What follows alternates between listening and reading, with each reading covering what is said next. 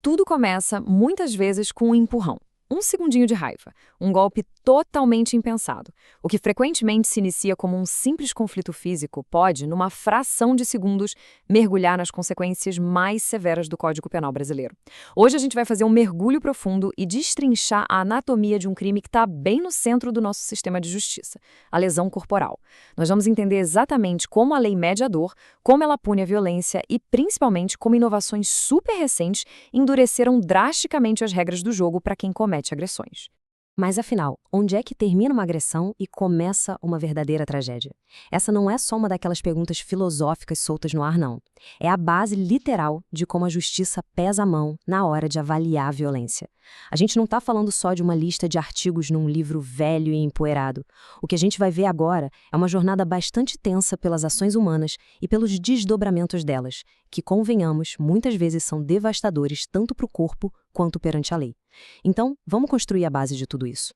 A primeira coisa que a gente precisa saber é que a lei tenta proteger, acima de tudo, o que os juristas chamam de incolumidade física. Palavrinha difícil, né? Mas na prática, trata-se de enxergar o corpo humano como um território blindado. É a garantia de que a integridade física de qualquer pessoa está segura contra atos violentos. E a regra de partida é extremamente simples. Não importa quem ataca e nem quem é atacado. Qualquer violação desse invólucro físico, seja com um soco, um corte ou qualquer outra força, já aciona o artigo 129 do Código Penal. Esse é o famoso crime de lesão corporal simples. Mas o que é fascinante e ao mesmo tempo assustador é a velocidade com que essa infração pode sair do controle. E é exatamente aí que a gente entra na nossa primeira parte, a escalada da gravidade. Porque a partir do momento em que o dano vai além de um machucado passageiro, o relógio da justiça acelera de um jeito impressionante.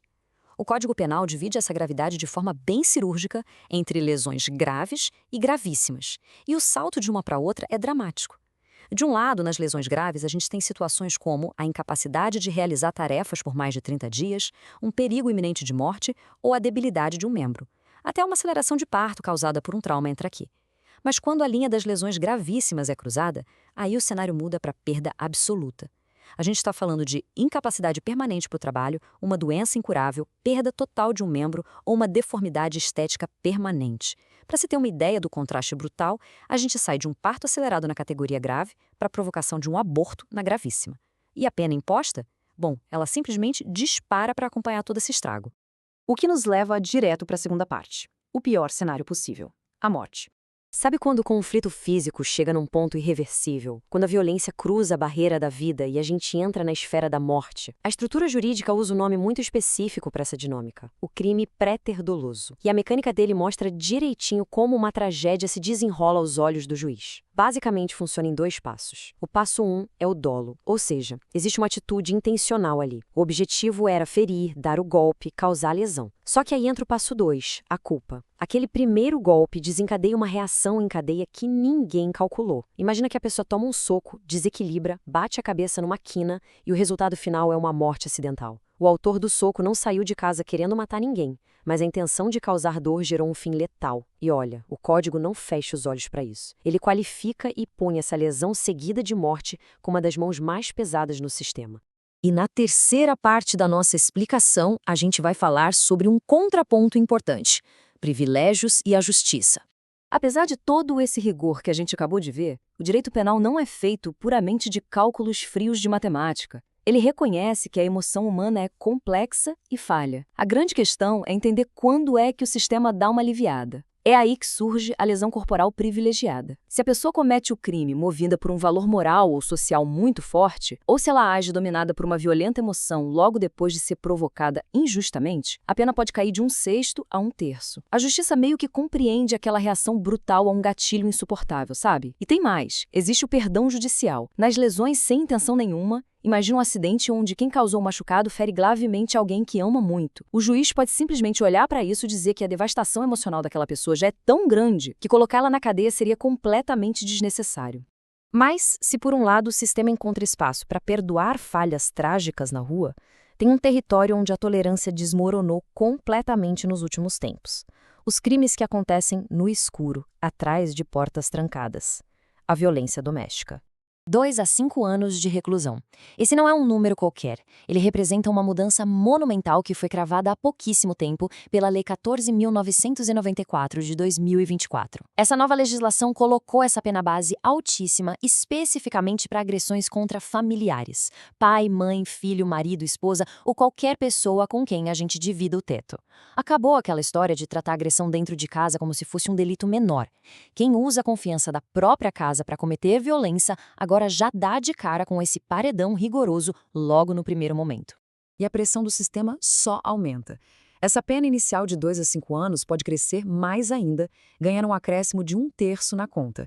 Isso acontece se a violência doméstica resultar numa lesão grave, gravíssima ou na morte. E um detalhe que muda o jogo: esse mesmo aumento de 1/3 cai automaticamente se a vítima dentro de casa for uma pessoa com deficiência. É a lei literalmente fechando um circo gigantesco de proteção em volta das vítimas mais vulneráveis nos seus próprios lares.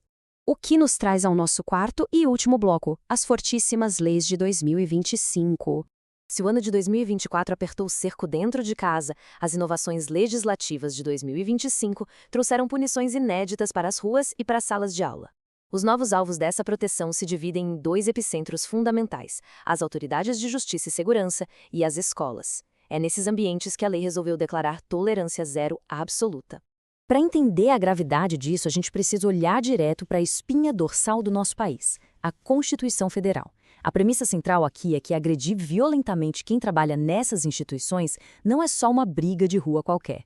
Na ótica da nova lei, agredir essas pessoas é cometer um atentado direto contra a estrutura do Estado e contra a ordem pública. Olha só como a Lei 15.159 montou isso. Ela criou verdadeiras classes com um escudo jurídico fortificado. Policiais, militares, agentes penitenciários, juízes, promotores, defensores públicos. E, incrivelmente, essa proteção se estica até os cônjuges e parentes de terceiro grau dessas autoridades. Mas tem uma ressalva técnica gigante aqui. Não é um cheque em branco. A agressão tem que ser motivada pela função que a pessoa exerce. Se for uma briga de trânsito comum que não tem nada a ver com o distintivo, a matemática não muda. A ideia é punir com peso extra quem quer afrontar o Estado atacando seus agentes ou intimidando a família deles. E detalhe, esse mesmíssimo escudo agora cobre também as instituições de ensino. O resultado para quem tenta furar esse escudo é um golpe bem pesado da justiça. Estamos falando de um aumento que varia de 1/3 até 2/3 na pena base. É uma elevação severa que cai direto nas costas de quem comete lesão intencional contra as autoridades no exercício da função ou contra quem comete agressão lá dentro da escola. Mas, por mais que esse salto seja assustador, o sistema guardou uma carta ainda mais severa na manga: o limite final de punição. Um aumento que vai de 2/3 e pode chegar ao dobro absoluto da pena. A palavra dobro tem um peso quase cinematográfico num tribunal, né? Ela representa o limite máximo que a legislação encontrou para punir as piores circunstâncias de agressão dentro dessa nova realidade. E quando é que a justiça aperta o botão de dobrar a condenação? Isso acontece quando rola a quebra de confiança mais absurda possível, misturando violência escolar com extrema vulnerabilidade. O dobro da pena é ativado na hora se a agressão dentro da escola for contra uma pessoa com deficiência ou limitação mental grave. E a punição máxima também é acionada se o agressor usa de uma posição de poder. Sabe aquele cenário onde o ataque vem de quem deveria proteger?